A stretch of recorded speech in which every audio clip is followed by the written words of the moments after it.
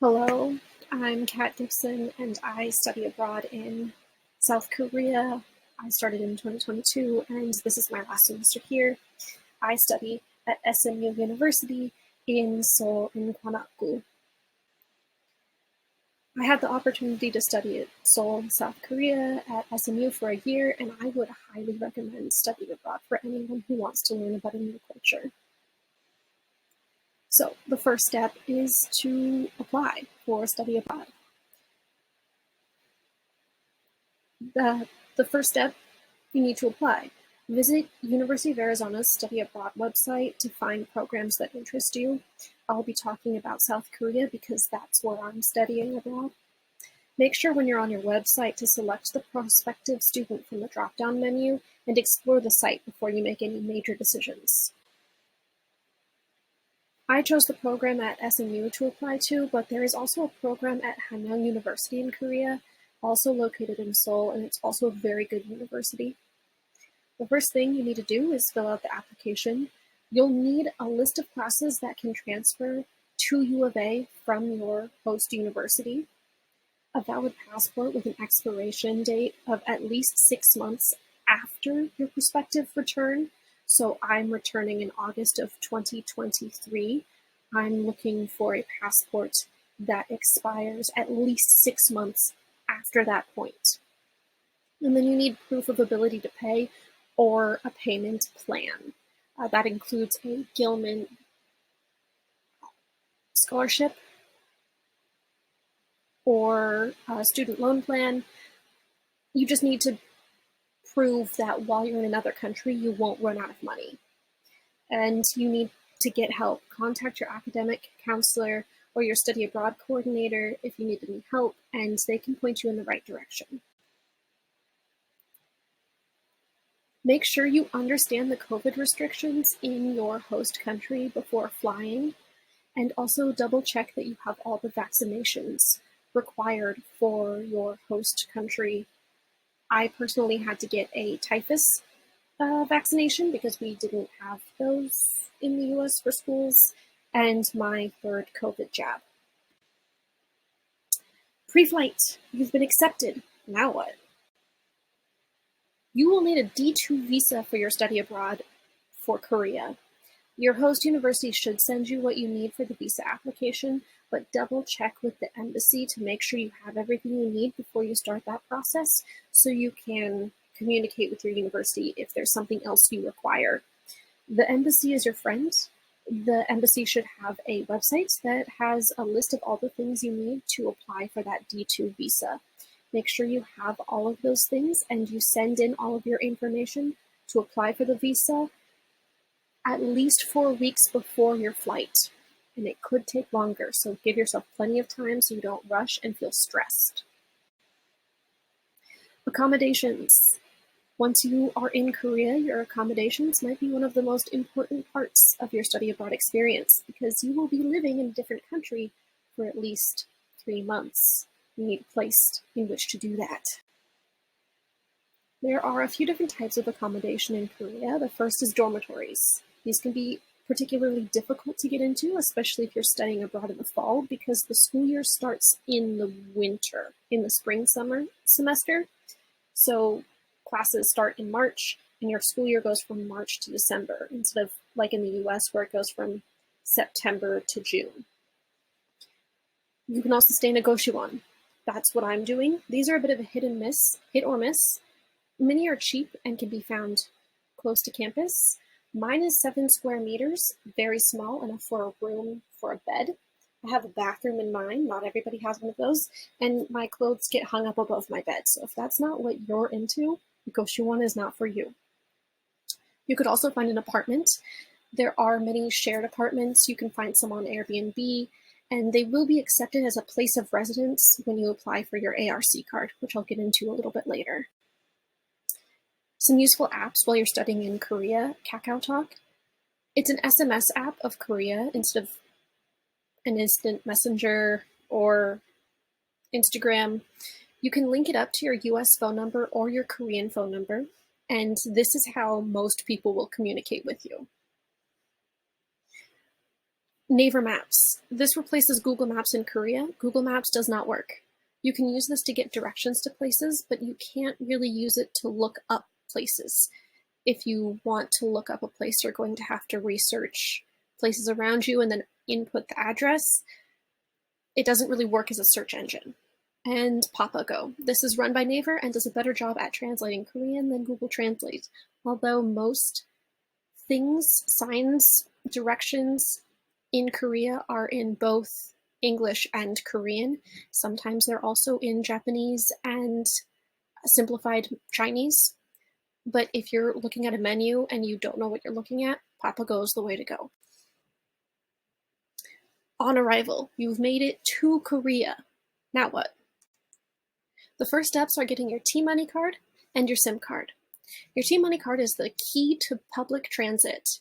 You add money to your T-Money card and you tap it at point of entry on the subway or on a bus. You also tap on your way out. Make sure you do the tap on the way out, otherwise you could get stuck places. You can buy one from a vending machine at Seoul Station or at the airport. They'll be at the entrance to the metro. Otherwise, they can be bought at any convenience store, like a 7-Eleven, a CU, or a GS25. Just ask T-Money 카드 있어요, and they'll generally say, it's over here, or I have it behind the counter. You can purchase the card with credit card, but to load the money onto a card, you need cash. Aesthetically pleasing cards can be found at art box that have characters on them. This is a Kakao Friends card, and this is just a shibu. So you can find those. You can also find just the regular T-Money card. I got this one at 7-Eleven. It's really convenient to have it in the back of your phone because you can just tap and go.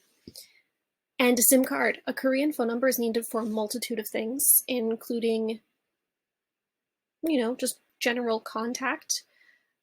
You need it for getting a place to live. Generally, Kakao can take you a certain distance, but a phone number will take you farther. And if you're putting yourself on a wait list for any food or restaurants, a phone number is really useful. The best place that I found to get a prepaid SIM card is from Chingu Mobile. There's a place in Hongdae that has Chingu, and what you need to get a prepaid SIM card is your passport and visa. The visa stamp in your passport works just fine, or your ARC card. And then you pay for the SIM card with cash. Living in Korea. For food, try places in alleys instead of on main roads. The main roads will have places like KFC, Burger King, Lotteria, Baskin Robbins, chains like that. The alleys will have the places that the locals go to. So go in, walk in. Almost every place has a menu outside that you can flip through. If you see in a little black bowl on the menu, that means you can eat there alone. If you see the vents hanging down from the top, that generally means it's barbecue and you can't eat that alone.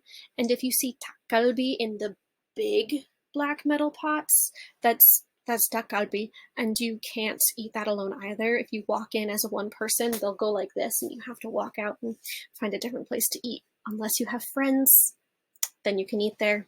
I suggest getting friends. Cars and motorcycles. They won't stop for you, and you'll often find them on sidewalks or in places where you think, that shouldn't be there. So be aware when you're wandering around. Don't be on your phone. Be careful when you do crosswalks. I feel like cars have the right of way here, but I'm not entirely positive. So just be aware when you're wandering around, and make sure you wait for the light to turn green for you to walk as a pedestrian, otherwise you will get honked at. Money. Most places take credit card, but it's always nice to have cash, especially for a T-Money card, or in case you want some street food. So have it on you just in case.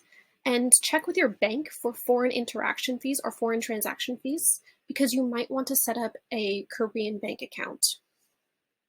Korean money is fairly simple. Most of it is in banknotes. Some of it is in coins. Coins come in ones, or 100s and 500s denominations. I think they're slowly phasing out the 10. Monies come in thousands. Do I have a 5,000 note? 5,000s, 10,000s, and 50,000s. A general rule of thumb, just take off 3 zeros from the Korean won and you'll get the approximate for how much that is in United States dollars. Right now, it's a little bit off where 1,000 won isn't exactly equal to $1. It's closer to 73 cents, but if you just keep that in mind, you'll be able to get places fairly easily with your money. Course registration. Now, this is specific to SNU because that's what I have experience with. Try sticking with the minimum number of credits that you need for University of Arizona to allow yourself time to explore Korea, because this is a once-in-a-lifetime opportunity. You don't want to waste, well, I guess it's not wasting, but you don't want to spend all 4 months that you're here working on schoolwork. You want to have time to explore. Sign up happens a lot quicker than you think it will. You have about 15 seconds to sign up for all of your classes, otherwise they will all be taken. I have made this mistake now twice.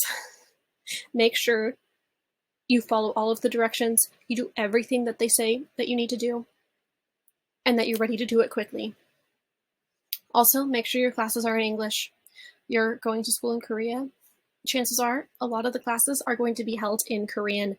If you're not confident in your Korean abilities and you haven't taken the Korean proficiency test or the topic, make sure that your classes are in English. And if you can, sign up for the language program. The ARC card. I've mentioned this before. The ARC stands for Alien Resident Certificate, and it's an important part of staying in Korea. Your university should help you with the process of signing up for an ARC, but if they don't, you can always do it yourself. Make sure you start this process as soon as possible, as there's a fine if you don't acquire one during your stay in Korea and you try to leave. The ARC lets you leave Korea and come back during your visa period, and it also lets you apply for things like a SIM card, a bank account, health insurance, among other things. It looks like this. Your university or the ARC website will help you figure out how to apply for one of these, and when you're done with your time in Korea, you have to give it back. The buddy program, I highly recommend this. Many universities have a buddy program that connect foreign students with native students. So students from out of Korea with students in Korea. And this is really, really good for making friends in the area and for going on new experiences. My personal buddy took me to a Korean dry sauna. We went to Latte World, and we wore hanbok at Gyeongbokgung Palace. So I highly recommend that. The language program. SNU is associated with the LEI, Language Education Institute. Applying for this education program or language program is different from the university application and needs to be completed after receiving acceptance from the university. You need to communicate your desire to be a part of the language program with your counselors at University of Arizona, as the credits don't automatically transfer. It's a whole process, but once you let your counselor know that this is what you're doing and you give them the curriculum that is found on the LEI website, it'll be transferred fairly easily as long as you complete the course. The LEI class organization. One semester consists of 13 weeks. There are 3 classes per week, Monday, Wednesday, and Friday, for a total of 117 hours of class. The curriculum is the I Love Korean books that LEI created. There are 6 levels, and you must take a level placement test to determine your level. The level placement test consists of a section of multiple choice that looks at your grammar and your vocabulary, an essay portion that looks at your ability to write in Korean. I say essay, but it's mostly just an introduction and what you did last week. And you have an interview that looks at your listening and your speaking abilities. You can study for this if you want, or you can go in blind and get put in a more accurate level. If you study, you might be put in a level that's a little bit too high for you. My personal level at University of Arizona, I completed level 202 of Korean, and at the LEI, I was tested into level 3 and then progressed to level 4. So that is it for studying in Korea. And if you are applying to study in Korea, I wish you the best of luck.